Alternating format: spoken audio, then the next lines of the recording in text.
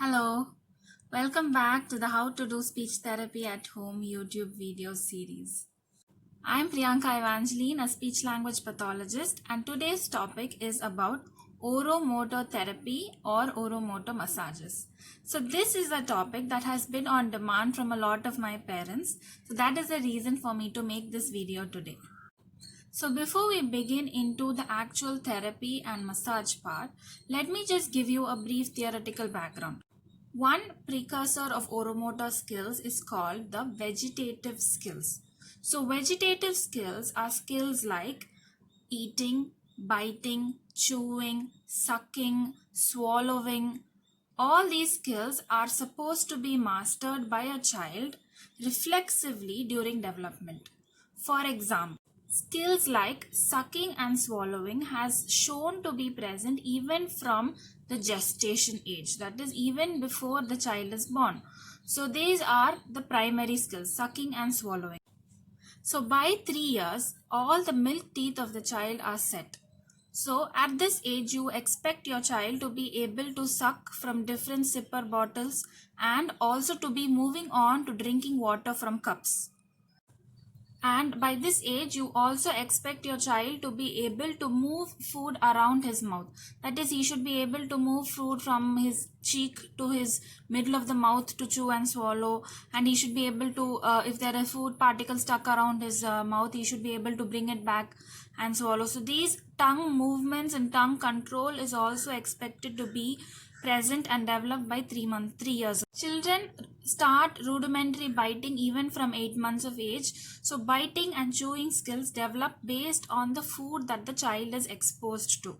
So until 1 or 2 years, you're going to be giving your child most soft foods.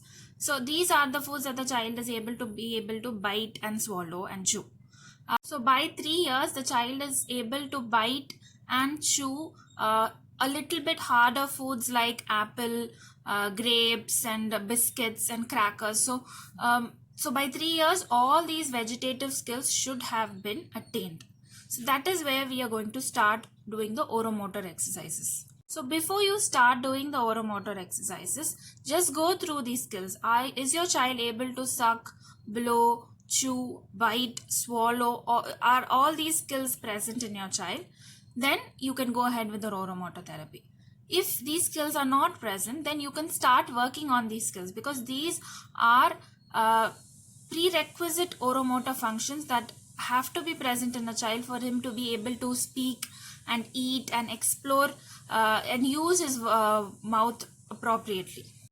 So a big word of warning before you start using these oromotor exercises is because you're going to go inside the mouth and around the mouth of your child, and this because it's the COVID pandemic going on now. Make sure you wash your hands well, and if you have surgical gloves, please get that and use that also. For the first massage, what you're going to do is you're going to go around the gums of your child. So you start at the middle and then you slowly apply pressure and move towards the end and then come back down.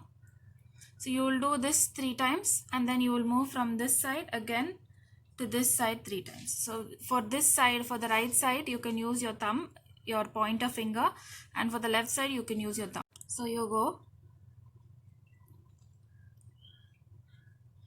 1, once more, 2, once more, 3. So you will do the same on the opposite side. You go 1,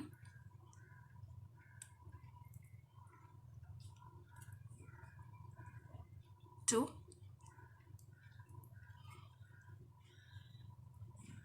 3.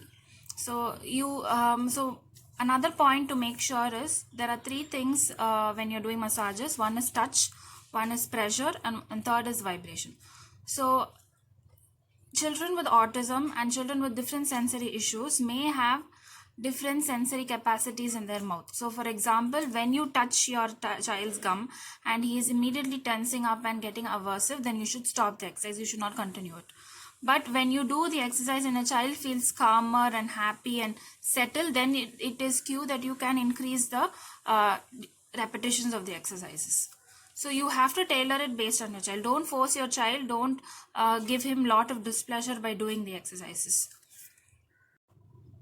So please try this oromotor exercise with your child and only proceed with the exercise if you think your child is able to tolerate it. If your child starts shouting or screaming or expresses displeasure, please stop the exercise. Just a side note, oromotor therapy is useful for people with dysarthria or oral dyspraxia and other oral sensory issues. It's not always feasible to do it for children to develop speech, but it is also very useful for children with oromyofunctional problems like excessive drooling, not chewing properly, keeping their mouths open at rest, and mouthing objects. So for these children also you can use oromotor. So I'm going to take this opportunity to introduce a course, an online course that I am running. So you have been seeing these video lectures and these video tutorials are very short.